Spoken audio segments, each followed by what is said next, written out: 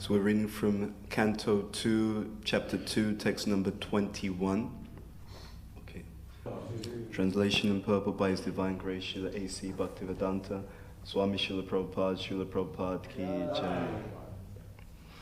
Thereafter, the Bhakti Yogi should push the life air up between the eyebrows and then blocking out the 7 outlets of the life air. He should maintain his aim for going back home, back to Godhead. If he is completely free from all desires for material enjoyment, he should then reach the cerebral whole and give up his material connections, having gone to the Supreme. Purple. Purple's a little bit lengthy, just to prepare you.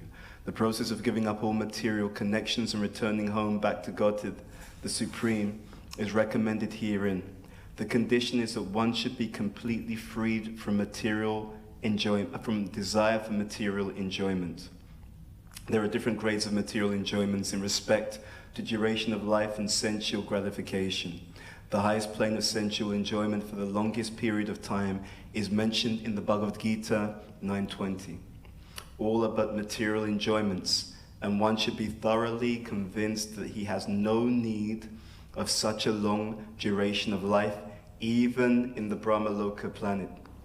He must return home back to Godhead, and must not be attracted by any amount of material facilities.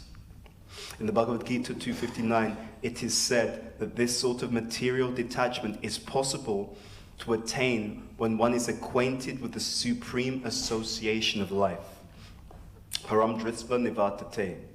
One cannot be freed from material attraction unless he has complete understanding of the nature of spiritual life. The propaganda by a certain class of impersonalists that spiritual life is void of all varieties is dangerous propaganda to mislead the living beings into becoming more and more attracted by material enjoyments. As such, persons with a poor fund of knowledge cannot have any conception of the Param, the Supreme.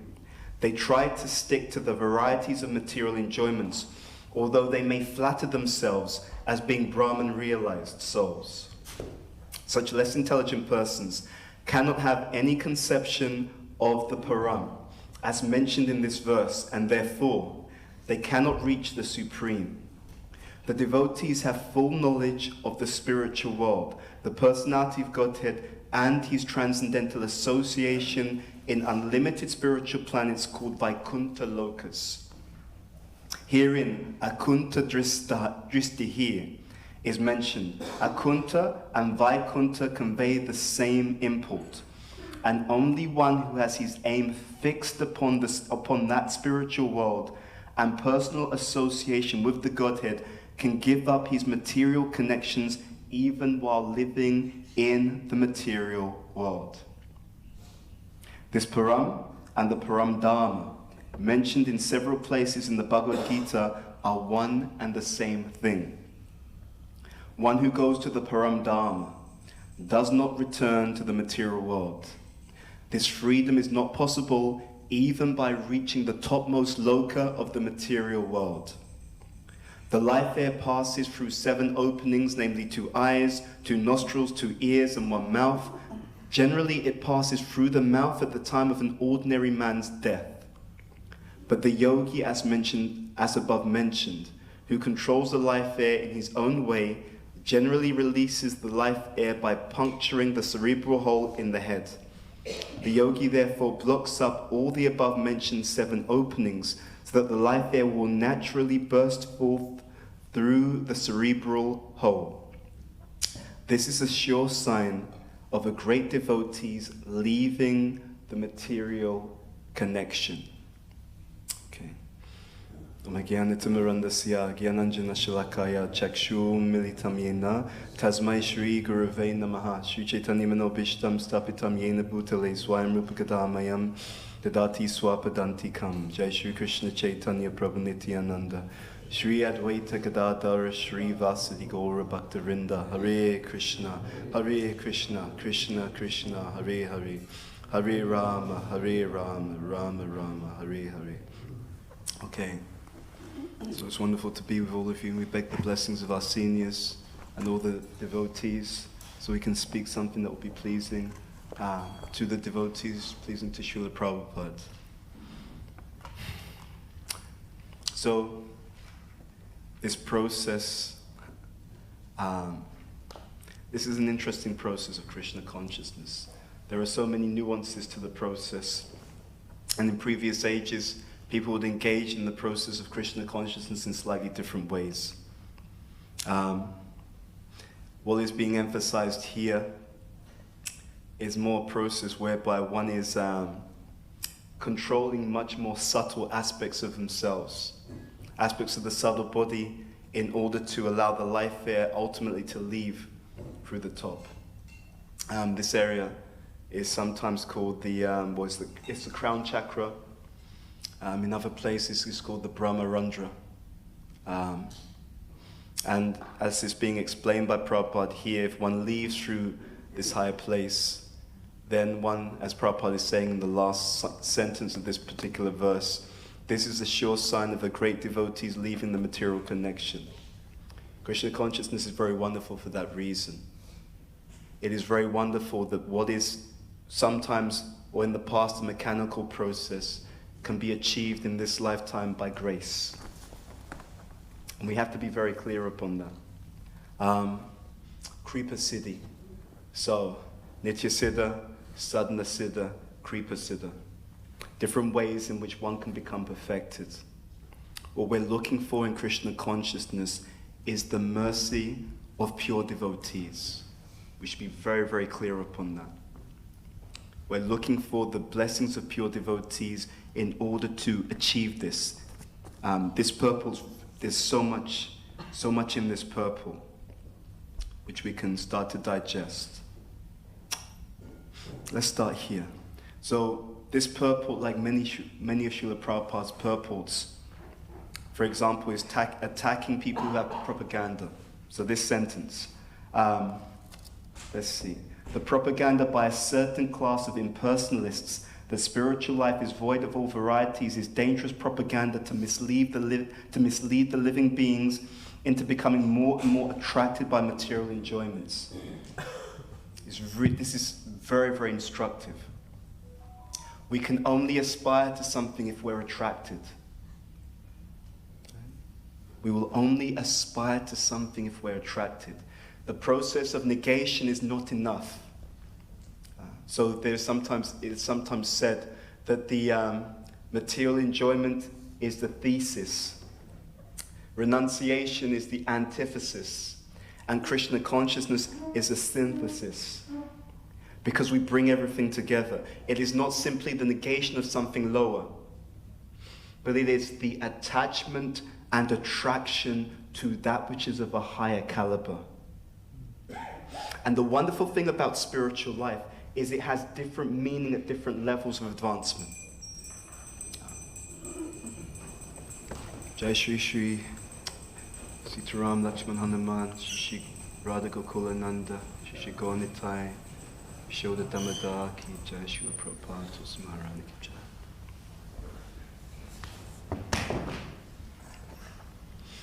I was speaking to one devotee about humility. And we were making the point that humility is expressed in different ways at different levels of advancement.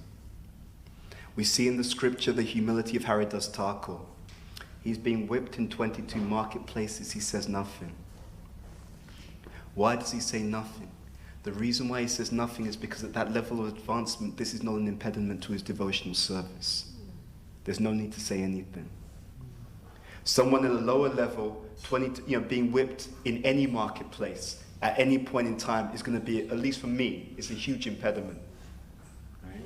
So we would need to act differently. This point also, this paramdritate that Prabhupada talks about here, it also has different expressions at different levels. It has different expressions at different levels. We should really be very clear that we are in a war against the material energy. Right? If you wanted an adventure, don't worry, you've already enrolled in one. The moment you picked up the bead bag, the moment you opened any of Prabhupada's books, you enrolled. It's a very, very serious, but to be honest, incredible situation. The life of a devotee is almost like, it's kind of more like an epic movie. There's always something going on, there's always some intrigue, there's always something to learn, and that's if we're doing it properly, especially. It is breathtaking. But there are the rules of engagement. There are the rules by which we have to engage our spiritual life so we can become successful. And by those same rules, as is said here, we actually achieve the goal. Some of the blueprints for our success are given in this particular purport. They say that attachment and aversion are two sides of the same coin. Right?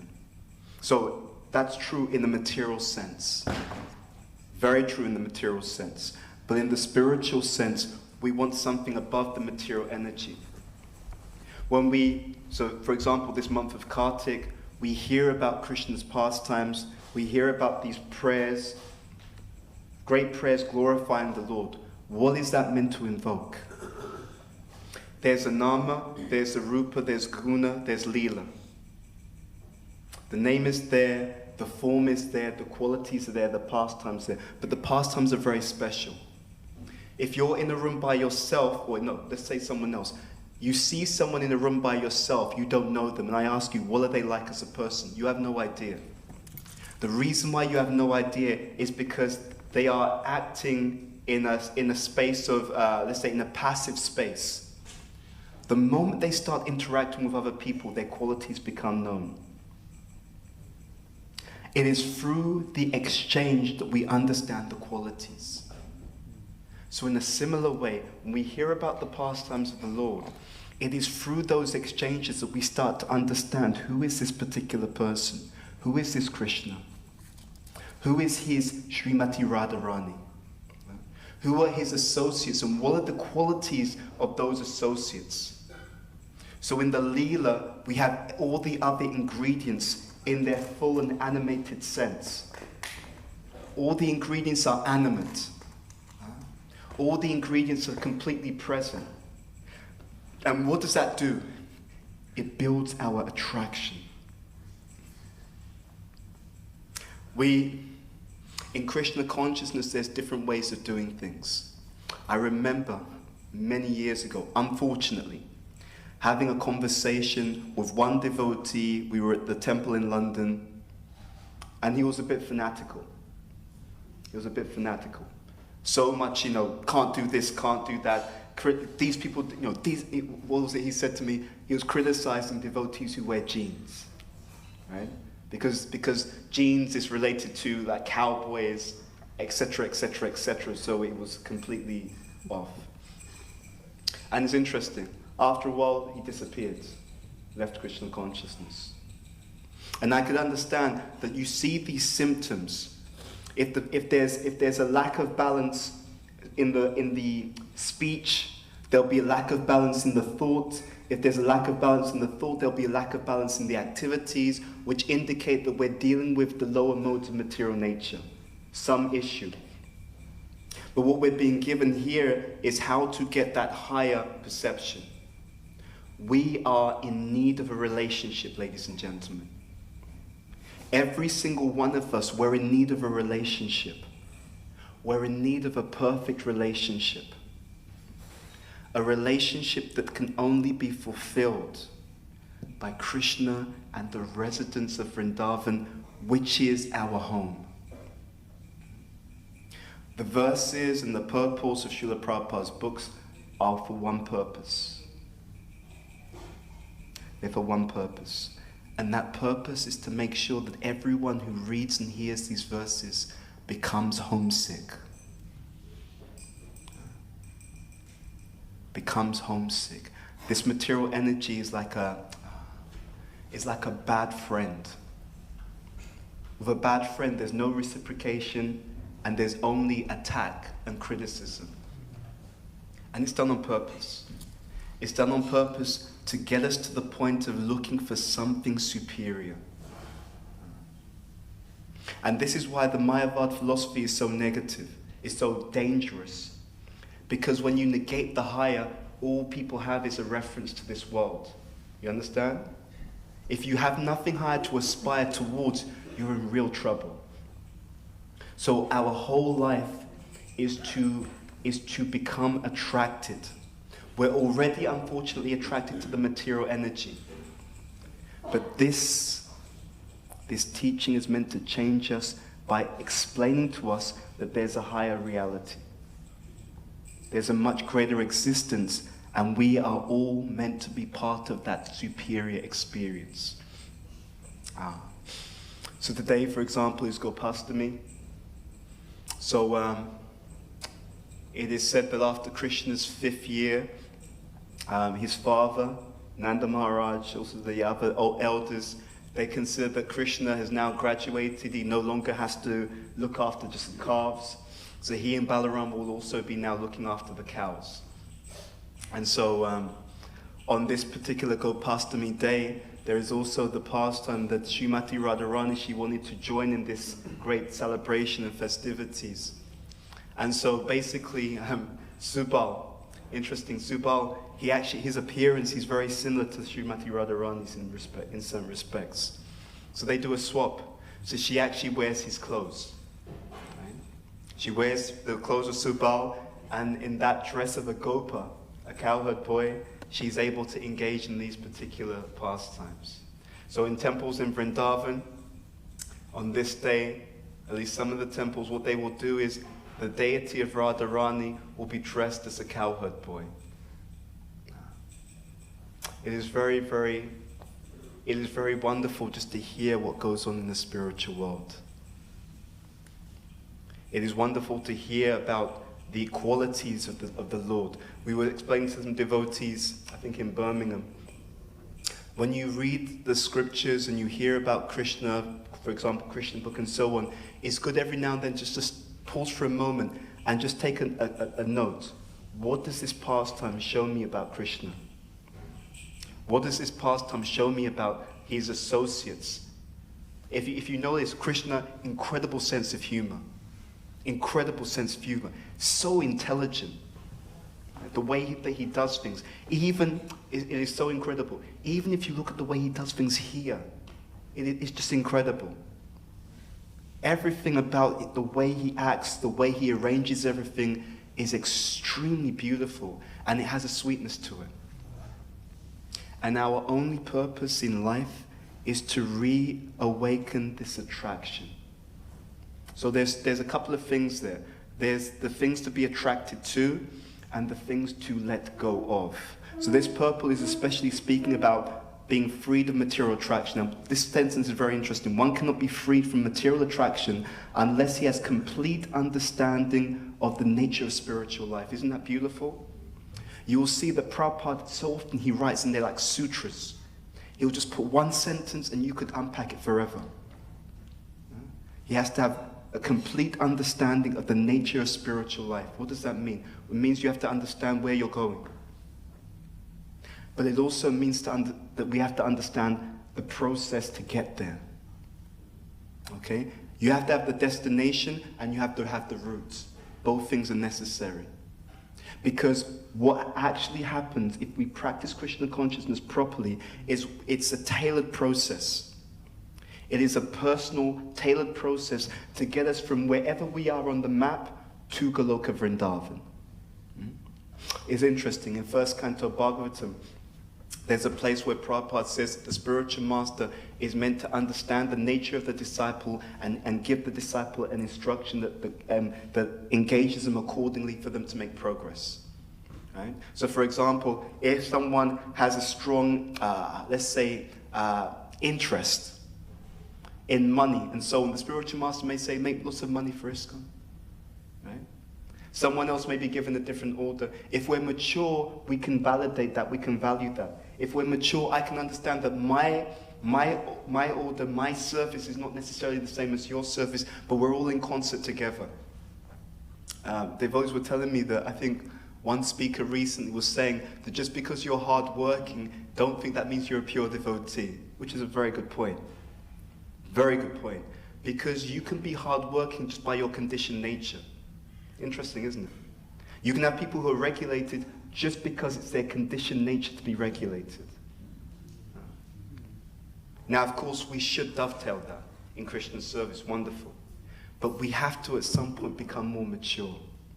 Sometimes in our movement, what happens is we're self-centered.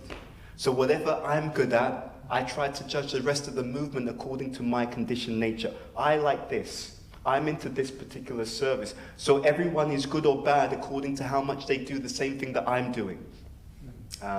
Prabhupada says this, Atmavan Manyate Jagat. Everyone sees the world from their own perspective when we're immature. When we're immature. Someone told me recently that, they didn't tell me who the statement was from. I'm curious who it's from. And they said, oh, the thing about Brahmanas, they just like to give advice and they don't want to do anything practical. And I was thinking, no, that's not correct. Teaching is practical. This movement is so amazing if we just situate ourselves properly. If we can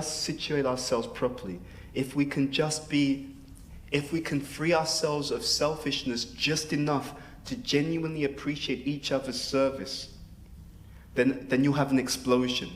My humble estimate is that we could be at least 100 times more effective in our spreading of Krishna consciousness if we just created more of a collaboration in our services with each other, where everyone's particular service is genuinely appreciated and people are encouraged to do what they can actually do for Krishna.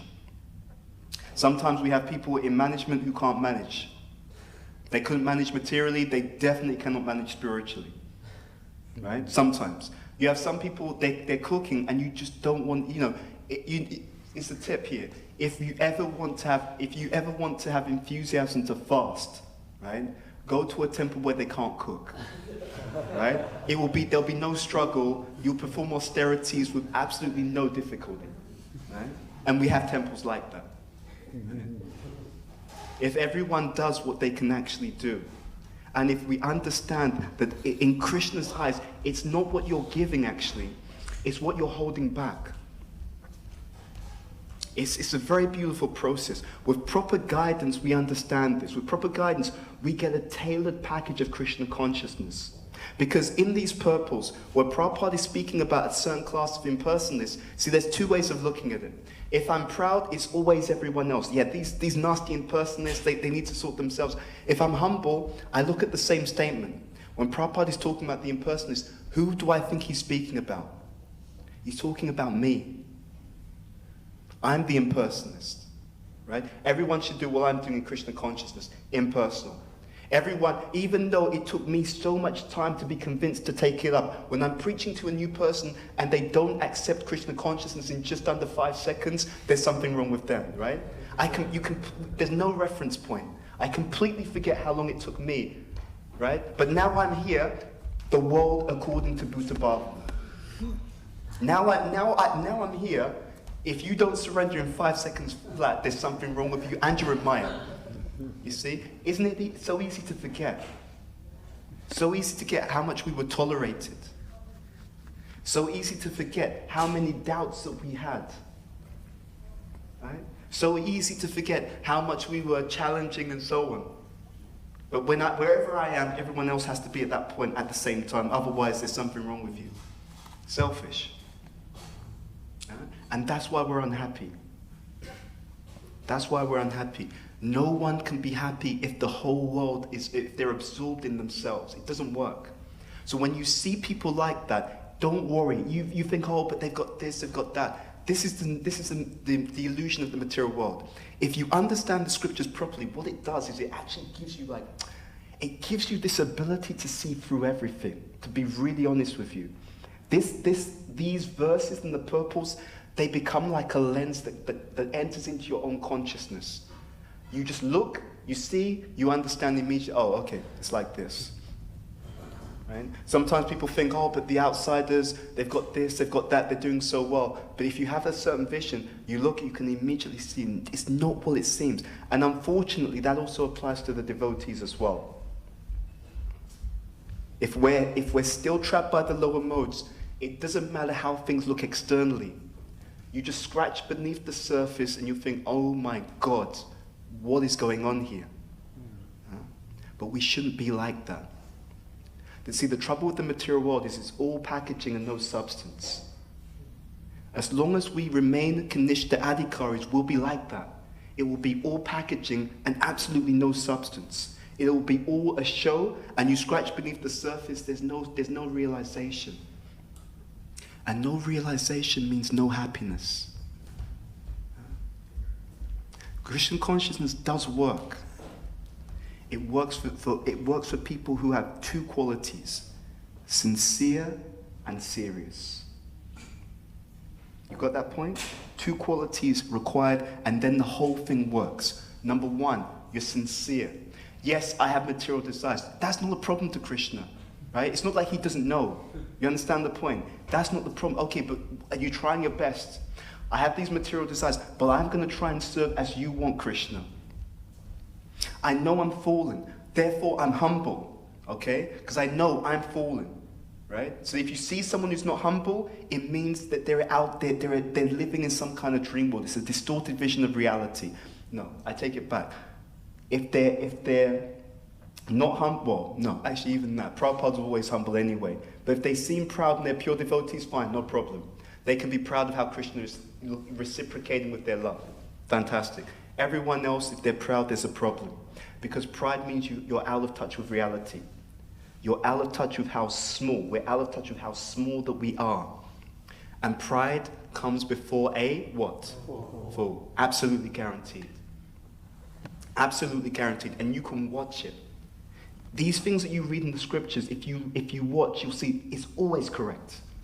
And I repeat that. Every single word that Prabhupada gives is always correct.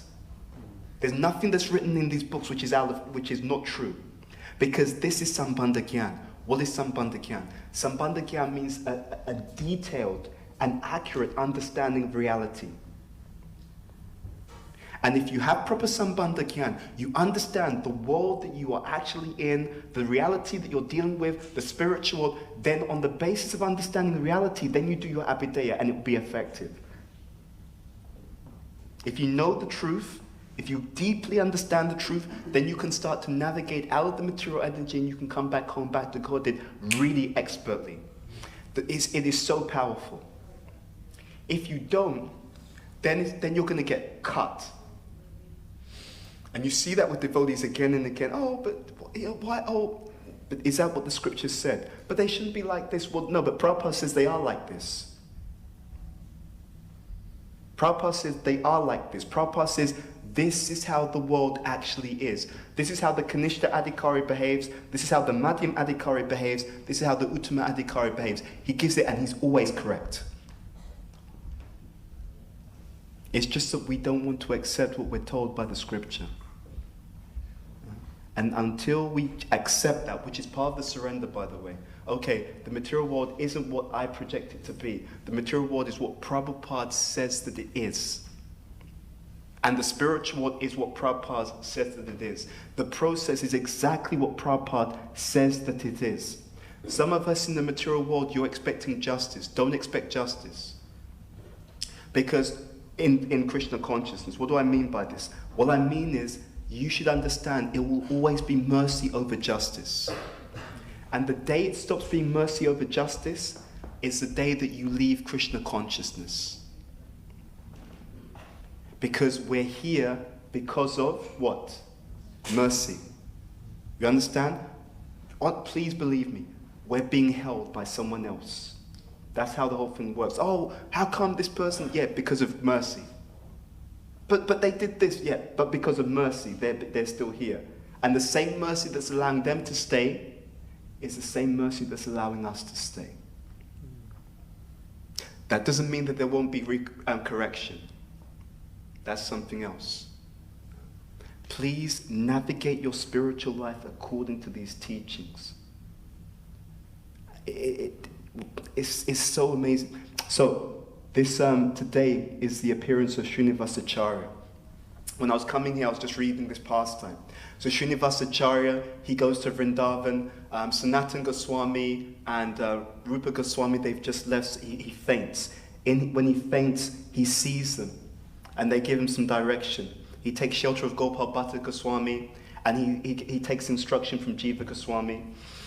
At one point, Janava Devi, because she knows about the writings of the Goswamis, and there's this huge treasure chest of knowledge. So Janava Devi sends a message to Jiva Goswami that these teachings should be sent to Bengal to be copied and distributed.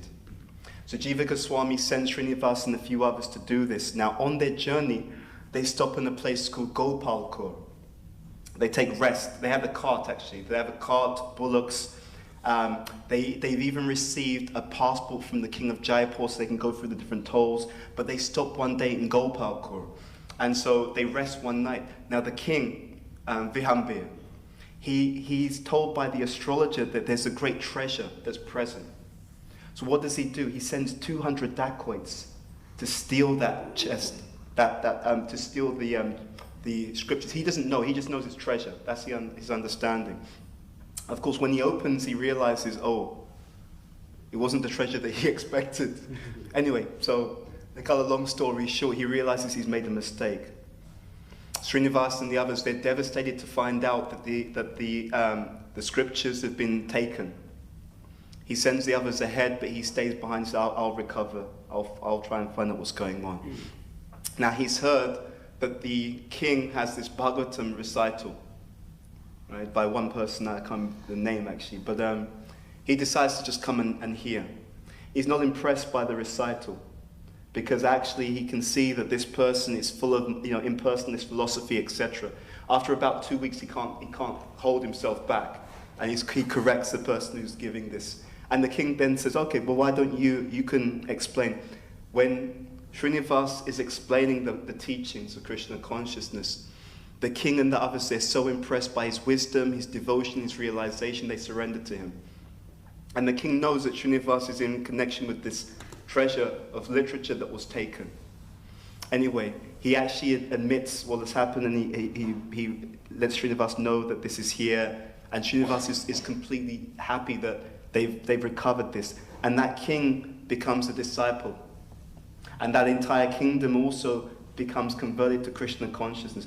Chanting Hare Krishna in that kingdom becomes compulsory, right? Compulsory. Just a little heads up to those of you who like to do big preaching, something to aspire towards, right? The Hare Krishna Maha Mantra becomes compulsory. People are not willing to adhere. They're told, feel free to go elsewhere. For want of a better term. The disappearance of Srinivas Acharya is considered, is quite mysterious in terms of the exact way that he left. One of the reasons is because it's considered very painful to hear such things, how such great devotees actually leave the planet. But on this day, we can pray to such personalities. He would, his program, he would wake up early, 4 or 5 o'clock until about 10 a.m., and he would read and explain Bhagavatam to his disciples.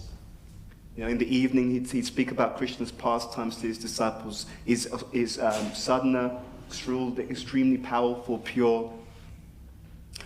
Luckily, because of the, again, causeless mercy of this personality, Srila Prabhupada, mercy that no one can even conceive of, therefore we get to hear about such personalities.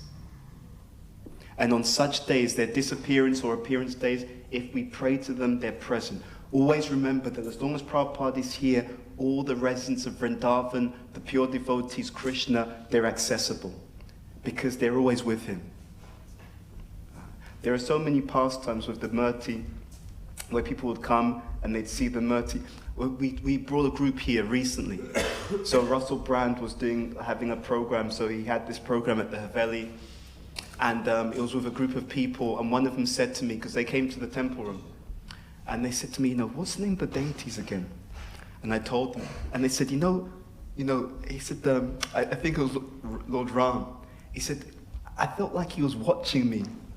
That's what he actually said. He said, as I moved around the room, I felt that he's watching me, which is completely plausible.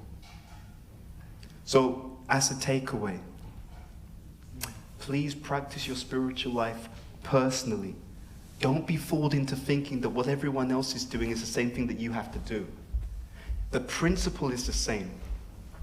how the principle is expressed according to time, place, circumstance, and person is different according to who you are and where you are on the journey of Krishna consciousness. That's why it requires personal association and personal guidance. That's point number one. Point number two, we have to become free of self-centeredness.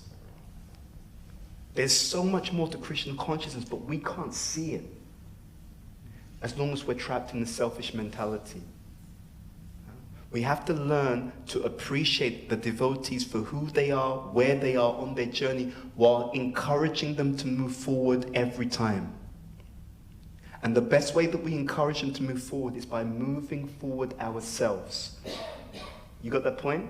I remember I was at Bride and Rath Yatra, and we were speaking to this Prabhupada disciple after the end of the procession, and I asked her, because she's been around a long time, right?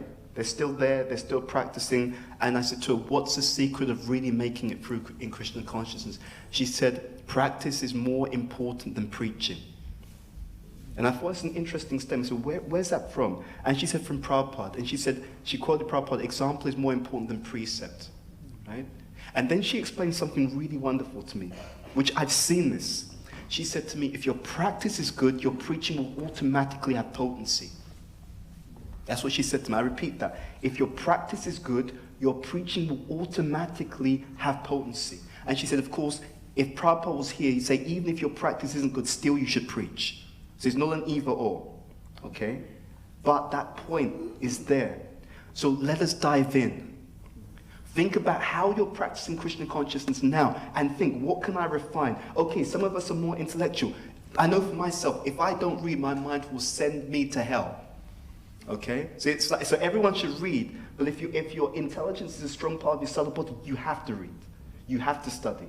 Right? I remember, and I was telling someone the other day, and then I'll end on this point because I know it's time.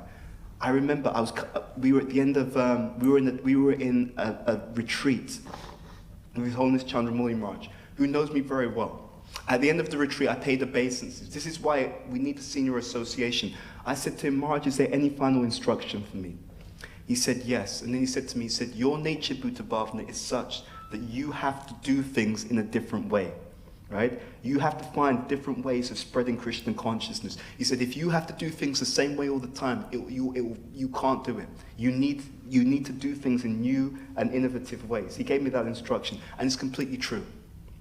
Completely true. Now, there are other devotees, they have to do everything the same way. Have you noticed that? The same thing done the same way, at the same time, the same day, all the time. And that works for them. Absolutely fantastic. So, when we're mature, then I'm not imposing what works for me onto them, and they're definitely not imposing what works for them onto me. You understand that point? This is how Krishna consciousness really works. We have to take responsibility. It is our responsibility to do everything humanly possible to make sure we become perfect in this lifetime. And don't say some authority didn't do this for you, and therefore that's why you've not gone back. That's your test. The fact that someone's challenging you, it's not an accident. That's our test in Krishna consciousness. And those tests will keep coming. Okay? So take it as a challenge. Krishna's given me this challenge. Okay, now I use my association, my knowledge of the scripture, my own sadhana. I use everything available to figure out how to become Krishna conscious even in the face of these different challenges and tests, because that's what Krishna's wanting me to do. It is so incredibly exciting if we just do this properly. Okay, we'll stop there. Srila Prabhupada ki jai. Srimad Bhagavatam ki jai. Gopramanandi Srinivas Acharya Prabhu ki jai. Gopastami Mahotsava ki jai. Janitai Gopramanandi Hari Hari Bol.